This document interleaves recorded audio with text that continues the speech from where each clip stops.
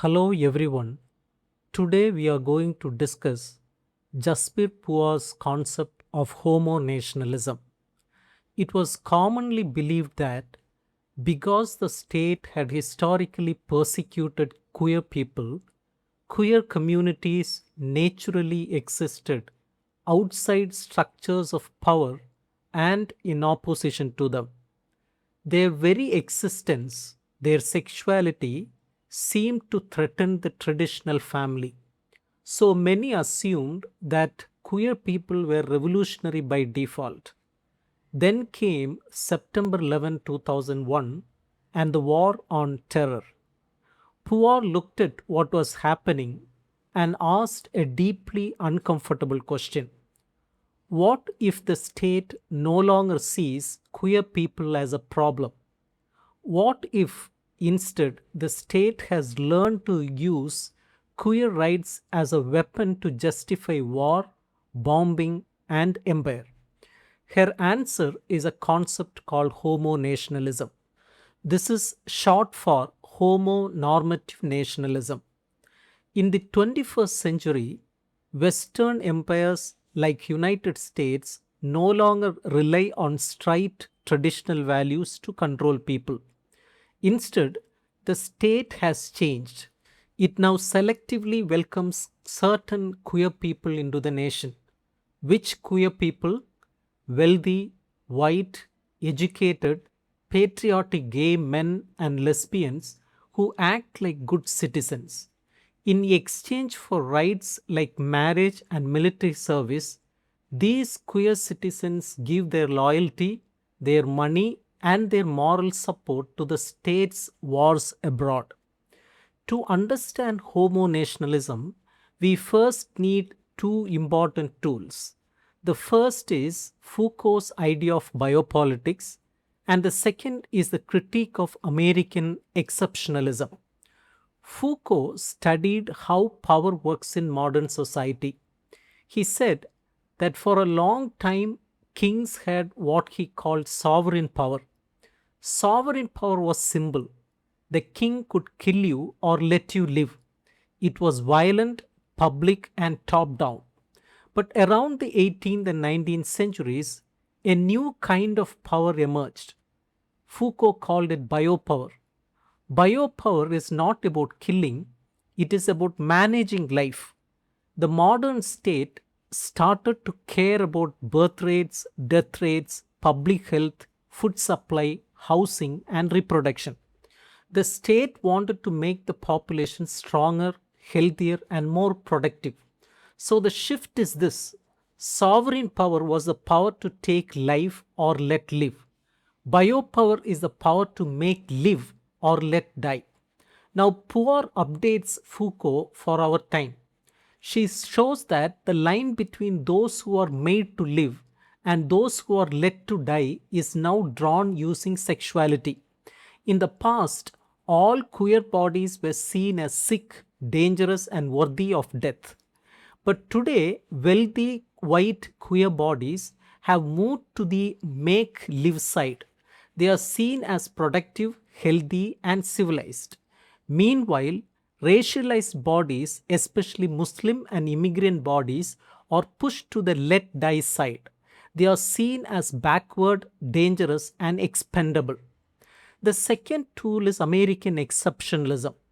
This is the belief that the United States is uniquely free, democratic, and morally superior to every other country. This belief justifies American wars, military interventions, and human rights abuses abroad. The argument is always we are spreading democracy and freedom. After 9/11, Puar shows that American exceptionalism absorbed gay rights. The United States started to measure its superiority by how well it treats its gay citizens. Gay people are no longer a threat to the nation. Instead, the nation's tolerance of gay people becomes proof that America is highly evolved, civilized, and enlightened. This creates a dangerous moral story. The West is framed as tolerant and queer friendly. The Middle East and Muslim societies are framed as hopelessly homophobic and barbaric. This story turns Western military violence into a noble rescue mission. The US is not invading countries for oil or power, it is saving oppressed women and brown gay people from brown men. Now let us look at the mechanics of homonationalism. Puar insists that this is not just a few conservative gay people making bad choices. Homonationalism is a structural condition of modern capitalism. It has three parts. First, domestic inclusion. The state offers a deal to queer people. The deal says if you normalize yourself, if you form a monogamous couple, buy a house, get married, serve in the military, and participate in consumer culture, then we will give you rights and legal protections. This is what scholar Lisa Duggan calls homonormativity. Homonormativity does not challenge straight society. It does not question marriage, military, or capitalism. Instead, it copies straight norms and asks to be included in them. The homonational subject is the queer person who accepts this deal. They are proud, patriotic, and loyal to the state that gave them rights. They see their freedom not as something that requires solidarity with all oppressed people around the world. Instead, they see their freedom as a privilege guaranteed by American literary power. Second, consumer citizenship. This inclusion is deeply tied to capitalism. Corporations discovered the pink dollar or the pink economy. They realized that affluent gay consumers spend money on travel, real estate, luxury goods, and entertainment. So, gays and lesbians are welcomed as valuable citizens because they are good workers and good shoppers. Queer liberation is therefore emptied of its radical content. It is no longer about freeing desire or challenging the state, it becomes a freedom to consume commodities under the protection of the state. Third, the imperialist use of gay rights. Once the state has integrated these normalized queer subjects, it uses them as a weapon. Western politicians and media constantly point to the lack of gay rights in the Middle East to justify drone strikes, economic sanctions, and military invasions. This is sometimes called pinkwashing. Pinkwashing is when a state presents itself as a beacon of gay liberation to mask its own racism, poverty, and violence. The state can drop bombs on civilians while claiming the moral high ground of sexual diversity. An important idea of Puar is the inclusion of the white homo-nationalist subject depends entirely on the exclusion and demonization of the racialized other. The other is the monster terrorist. Puar analyzes how the figure of the terrorist was constructed in American media and government discourse after 9/11. She finds a strange paradox. The terrorist is shown as two opposite things at the same time. On one hand, the terrorist is hyper heterosexual. He is driven by fanatical religious patriarchy. He is promised 72 virgins in heaven. On the other hand, the terrorist is deeply queer and perverse. He is shown as homoerotic, repressed, failed, and incapable of healthy modern sexuality. In cartoons, political speeches, and cultural commentary after 9/11, figures like Osama bin Laden were systematically feminized and emasculated. They were shown hiding in caves, wearing dresses, or engaging in hidden homosexual acts. This way of talking suggests that terrorism is not caused by real political grievances like US foreign policy or imperialist exploitation. Instead, terrorism is blamed on failed sexual development. The terrorist is a psychological monster whose sexuality has been warped because he lacks access to modern, healthy, Western style sexual liberation. This representation allows the state to construct the ideal American citizen as clean, rational, and sexually disciplined.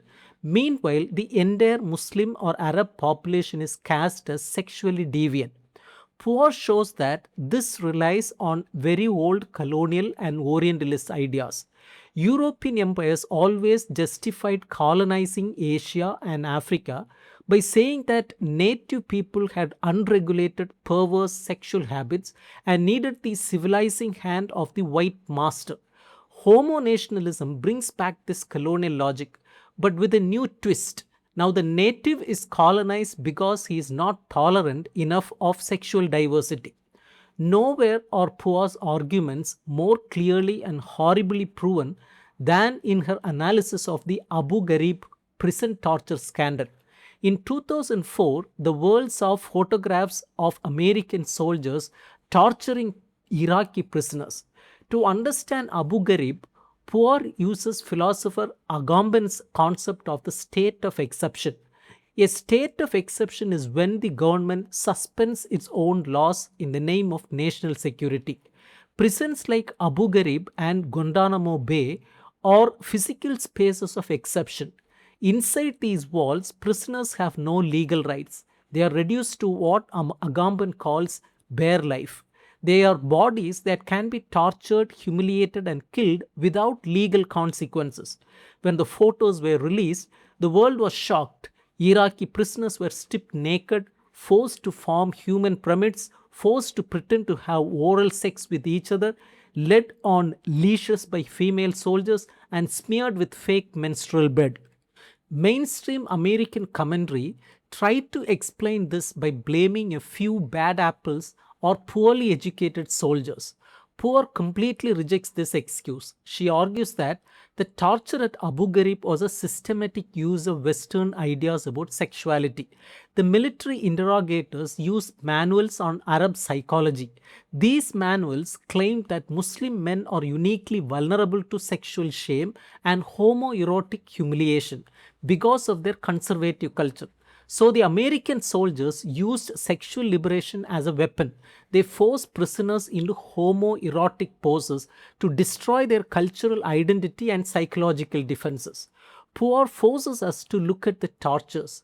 Prominently featured in the photos were female soldiers like Lindy England and Sabrina Harmon.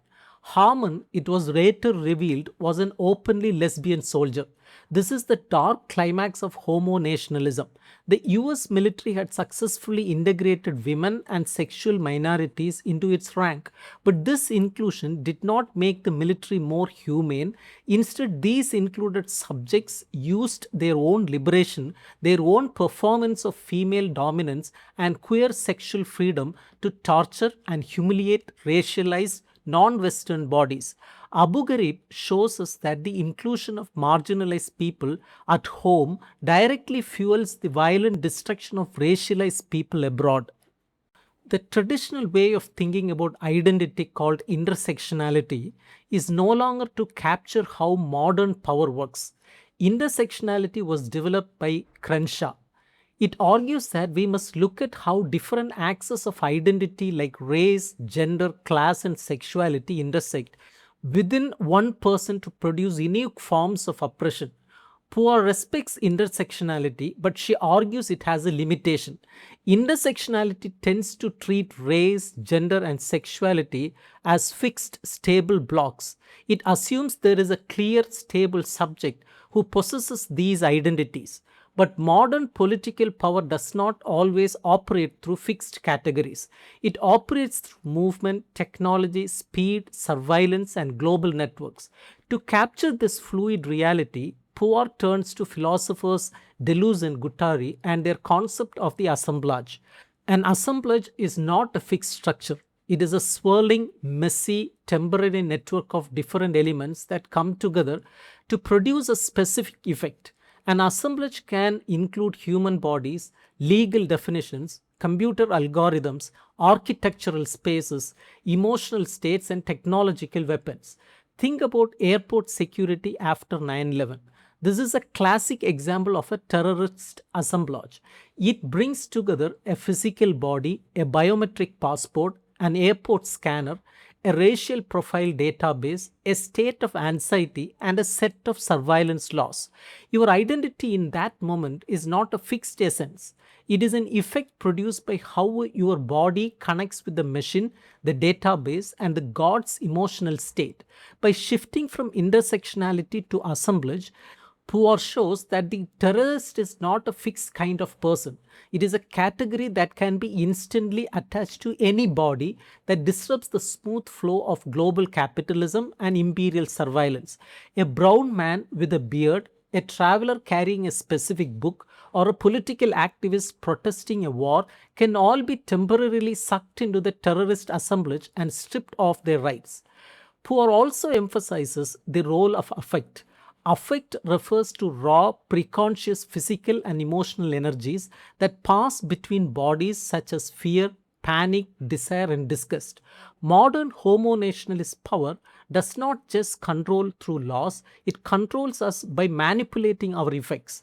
The state uses color coded terror alerts, sensationalist media images, and nationalist spectacles to keep the population in a permanent state of low grade anxiety and fear.